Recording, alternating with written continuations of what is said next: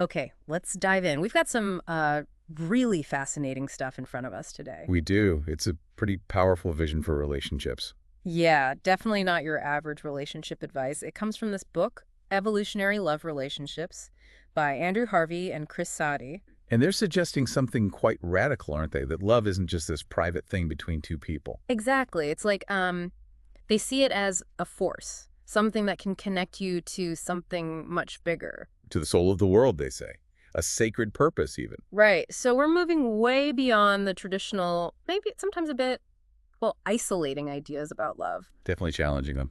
So our mission here in this deep dive is really to unpack what they mean by evolutionary love. Yeah, what does it actually look like? And how does it mess with our usual ideas about passion, connection, all of that? And what could it possibly mean for you, listening, and maybe for the world? Okay, so where do they start? They kind of give us a history lesson first, right? They do, yeah. A quick look at how relationships have shifted over time to understand where we are now. Because it wasn't always about falling in love, was it? Not at all. They mention, pretty bluntly, the era of conquest. Mm. Basically power dynamics, Right, dragging someone back to the cave, so to speak. right. Then things shifted, maybe got a bit more structured. Towards arranged marriages, yeah. Hmm. More about stability, less maybe pure conquest, but often lacking, personal choice or real equality. And then we arrive at the idea that's shaped so much of our culture. Romantic love as the foundation. The falling in love script, which was a huge leap, making affection central, finally. But, and there's always a but, they see a downside that came with that. They argue it often created what they call the privatized island. The couple as this little world unto themselves. Exactly. Focused inward, often cut off from the wider community, maybe lacking a shared purpose beyond just being together. And the problem with that island life. Well, they say it feels safe for a bit, maybe, but it frequently leads to disappointment. Disappointment, isolation within the relationship. Yeah, and kind of a draining of energy for the partners themselves and for what they could be bringing to the world. So evolutionary love, that's positioned as the next step. Yeah. The way off the island. That's the idea, the next necessary stage, they believe. Breaking out, connecting the relationship consciously to that larger world soul, and finding a sacred purpose together. Okay, so if the island is the old model, what does this new evolutionary landscape look like? Let's get into the core elements they talk about, starting with passion. Right, and straight away they're clear. This isn't just, fleeting infatuation or obsession. So what is it then, in their view? They describe it as the fulfillment and celebration of love itself, a direct line almost to the divine energy of life. And they draw a really sharp line between passion and compulsion. That seems important. Very. Compulsion is rigid, right? It's fixed on an outcome, often lacks real love underneath. Yeah. But passion. Passion is fluid, authentic. Authentic, free, flexible. Like a river, they suggest, not a dam.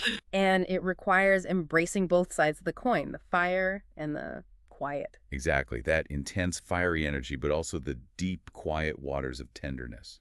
Both are needed. And true passion, they say, actually changes you, makes you bigger than your small self. Transforms you into a vaster self, yeah. It connects you to something beyond the ego. They use this beautiful image connecting divine passion to the mother's passion. What's that about? It's about where it comes from. Not from striving or effort, but from deep peace. Surrender, even. Ah, like the candle analogy, the flame needs the calm wax. Precisely. The peace is the ground that allows the passion to burn steadily, brightly. And this energy, they call it ishqa sometimes, right? The Sufi term. Yes, ish for intense divine love, or the Holy Spirit, the life force, whatever name resonates. They say this infinite energy is always there. Always available to renew you, to exhilarate. It's not something you have to manufacture constantly. Okay, but here's the twist, the really counterintuitive part for me. They argue this passion gets regenerated through service, through giving back to the world. That's right. It's not that you need passion in order to serve. Serving itself fuels the passion. It's the source. Wow. Okay. That really flips the script. It does. And it leads quite naturally into the next piece, which is authenticity. The foundation, they call it, where generosity and passion come from. Exactly. It's the fertile ground. And it's unique for everyone, right? Yeah. Your authenticity isn't mine. Totally unique and sacred. Like they say a peaceful bird or a roaring lion. Completely different energies, but both absolutely authentic to their nature. So what kind of authenticity are we talking about needing here? They pinpoint three key kinds. First, A real commitment to your own inner work, facing your stuff, Okay. basically. Honesty with yourself. Second, a commitment to sacred service or activism. Doesn't have to be huge, grand gestures, small acts count. Right. And the third? The courage, really, to be open about your deep need for transformative love, both divine love and real human love. Owning that need. And crucially, in this evolutionary relationship, you support your partner's path. You don't try to fix them. You celebrate their unique authenticity. You don't try to reshape it into something more convenient for you. That's a huge shift. Which connects back to that outward flow, doesn't it? Leading us straight into activism and service. Directly. And again, this isn't like a hobby you tack onto the It's relationship. also fundamental. Absolutely central. Hmm? The couple channels their combined energy outward for the world. They call it Project Earth. Project Earth. I like that. And service isn't just seen as charity work, like ticking a box. It's framed as a sacred act, a prayer almost. And doing this together, it actually helps the relationship itself. They found it makes partners more generous with each other, kinder, more understanding. Because it gives you perspective. Exactly. Seeing bigger struggles in the world can really reframe your own personal frustrations or, petty arguments. They share that story about the couple working with the homeless. Yeah, and how their whole dynamic shifted. Their focus moved from internal issues to their shared work, the meaning they found together out there. So service becomes the wellspring, the energy source. That's the argument. Chris Saade mentions his experiences in Lebanon, finding energy in tough times through humanitarian work. Andrew Harvey talks about friends protecting white lions. This outward focus keeps the love vital, keeps the springs bubbling, as they put it. Okay, so another big piece they discuss is equality. This idea of the beloved-beloved relationship. This is really core. It's grounded in deeply recognizing the other person's sacredness, their soul's dignity. So no dominant submissive stuff at all. Completely dismantled. It's mutual honoring, mutual service, seeing each other as equals on this sacred path. Like seeing your partner as, what was the phrase? A unique face God is turning towards you. Yes, exactly that. A specific revelation just for you through them. And they bring in examples like Rumi and Shams, reinterpreting them. Suggesting a sacred equality there, maybe beyond the traditional master-disciple view, and also drawing on Gnostic texts. Ancient Christian writings, often with different takes. Right. They interpret Jesus and Mary Magdalene not just as teacher and follower, but as sacred equals, two essential parts of a whole divine vision. Interesting. And flowing out of that equality and outward focus comes generosity. Yes. And again, it's linked to service.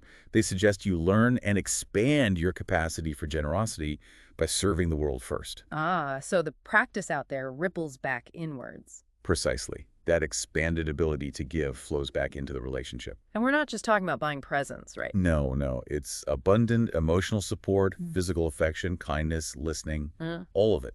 Giving outwardly helps your whole psyche become more open, less defended. Which makes sense. And alongside generosity, there's respect. Seems obvious, but they emphasize it. Deep respect. Absolutely fundamental if love and passion are going to last. Respect for what makes them unique, even the tricky bits. Especially the tricky bits, maybe. Respect for their authenticity, their differences, seeing them as a fellow activist of love. An activist of love. I like that framing. It shifts things, doesn't it? And that ties into the next point, advocacy. Being advocates for each other. For each other's heart and soul, yes. And acknowledging that mutual need, that interdependence, isn't weakness, it's reality, it's strength. They connect it to Ubuntu, that African idea. I am because we are. That deep interconnectedness. And then extending that advocacy outward, standing with others, working for justice, for peace. But they're realistic too, right? They talk about the things that get in the way of being good advocates. Oh, yeah. Those nasty inner critic voices we all have. The ones telling you you're not good enough or your partner isn't. Ah, yes. Those voices. And cynicism. Indifference. Sometimes it just feels easier not to care so much, right? Safer, maybe. Less vulnerable. Yeah, and let's be honest. Addiction to ego power. That subtle or not so subtle part of us that might want to feel superior, that competes rather than supports. So the work is to choose differently. Consciously choose the voice of the heart, the advocate voice, over those critical ones. And seeing your partner as a teacher, a coach, a friend, that helps diffuse the ego competition. And we need support systems, networks of grace. Absolutely. You can't do this kind of deep work or stand up for justice alone. We need each other badly. Okay, so moving through these elements. Next up is something vital but maybe unexpected, celebration. Yes. So important for sustaining this journey, which can be intense. It's about finding ways to, well, dance, even when things are hard. Celebration makes things stronger, like a blessing. That's how they frame it. It infuses life, strengthens your efforts, and they break it down into 5 kinds. First, celebrating the divine, rooting the human love in something bigger. Makes sense. What's second? Celebrating finding an evolutionary partner in the first place. Recognizing the grace and finding someone willing to walk this path with you. It's not guaranteed. True. Okay, third. Celebrating your partner's unique spirit, their gifts. Really seeing and honoring what makes them shine. They mentioned Maria Callas, the opera singer, how celebrating that unique genius is part of this shared dedication. Got it. Fourth one sounds tricky. Celebrating paradoxes, defeats, failures. Yeah, that's the tough one, isn't it? Yeah. How do you celebrate failure? Right. What does that even mean? Well, they suggest seeing struggles not just as negative, but as opportunities for deeper truth, for transformation, like a dark color, adding depth to a painting. So it's about acknowledging the effort, the heroism in just trying. Exactly. Honoring the struggle itself. Chris Saade shares stories, like celebrating a friend's daughter's breakdown as her truth coming out, or ancient warriors facing death with a kind of dignity, a celebratory acceptance. Wow. Okay, that's a profound reframe, honoring the process, not just the win. Precisely. Which leads to the 5th kind. Celebrating your co-creation in the world. Recognizing that your love does make a difference. Yes, and seeing the divine blessing in that work. It connects celebration to gratitude, to worship, to knowing your worth isn't just tied to results. Okay, this vision definitely doesn't shy away from the deep stuff, including sacred sexuality. No, it dives right in. Moving beyond either repression or, casual sex towards consecration. Consecration, meaning? Dedicating that powerful sexual energy to the whole vision, to the divine within yourself and your partner. Not just physical pleasure, though that's part of it. So sex becomes an act of worship? Unecstatic worship, yeah. The lovers become a living temple where the divine god and goddess can love through them. And the energy generated, it's not just for them. They argue it's energy for the world, too. That intense connection fuels their purpose outside the bedroom. And they talk about protecting that space, making it sacred. Yeah, intentionally leaving the everyday baggage, the arguments, the psychological stuff outside the door when you enter that temple space together, just for that time. So embodying that bliss, that divine energy, empowers the couple for their work in the world. That's the idea. And it includes bravely looking at and integrating the shadow side, too. Fantasies, darker energies. But with consent, always. Absolutely crucial. Always with mutual consent and trust. Transforming that dark power into fuel for truth and deeper ecstatic connection. And it's about generosity and pleasure, too. Huge focus on generosity. Pleasuring the partner, worshiping their whole being, including the parts that feel broken or vulnerable, seeing the beauty in all of it. They share some powerful examples here, too. The Khajuraho Temple Guide, explaining the worship of cosmic forces through sexuality. Andrew Harvey talking about his own journey as a gay man, integrating his sexuality into this divine framework. It's very inclusive. So it's clear this path involves holding complexity, which brings us to paradox. Yes, evolutionary love absolutely lives in paradox. Yeah. It has to. But holding peace and passion, solitude and engagement. Joy and grief, strength and vulnerability, all at the same time. It means not toning away from the hard stuff. The world crisis, your own wounds. Facing it all. And choosing to love the real, the imperfect in yourself, your partner, the world. Not some idealized version. They mention this amazing human ability, like Stefan Hessel, the resistance fighter. Yeah, someone who saw terrible things but still urged people to engage, to fall in love with a cause, with life itself, despite the difficulty. Falling in love with the journey, warts and all. Exactly. And seeing your own deep desires, your callings, not just as random wants, but maybe as hints. Visitations from the divine. Mysterious messages about what wants to be born through you. Something like that, yeah. Okay, and the final major element they discuss is co-creation. Right. This really ties it all together. Evolutionary love isn't just passive. It's an active, conscious partnership with the divine. To create a new reality, that Project Earth. Exactly. But it requires surrender, not ego demands like God give me this. More like thy will be done, aligning with a bigger purpose. Yes, but combined with taking full responsibility for your own freedom and choices within that alignment. It's not passive waiting. And the power is amplified when two people do this together. Where two or three are gathered. Yeah. They invoke that idea. The shared intention magnifies the creative potential. It really highlights how everything's connected: the individual, the couple, the world, the divine. And it challenges that maybe narcissistic view of the inner child, expecting God to just fix everything or cater to personal comfort. It's about partnership with the divine for the world's sake, not just your own. That seems to be the core message there. So if couples actually embrace this, what's the potential they see? Huge potential for healing old divides, like between masculine and feminine energies, seeing and worshiping both in each other. And they're very clear about including same-sex couples. Absolutely explicit, validating gay and lesbian relationships as equally powerful, equally sacred paths for this kind of love and service. And ultimately, it could create a movement, a collective force. That's the vision. Moving beyond isolated couples to interconnectedness, creating legions, they say, standing together for love, for justice, for the planet. A shared journey. Wow. Okay, so pulling all these threads together, the picture painted in Evolutionary Love Relationships is, well, it's intense. It's dynamic, deeply engaged, deeply sacred. It fundamentally rejects the idea of love as just a private escape. Right. It puts the relationship right in the engine room, connected to a global purpose. It's a call, really, to embrace it all. The passion, the authenticity, the paradox, the service, the celebration, the sacred sexuality. Seeing them all as essential parts of transforming ourselves and the world. Love isn't just a safe harbor.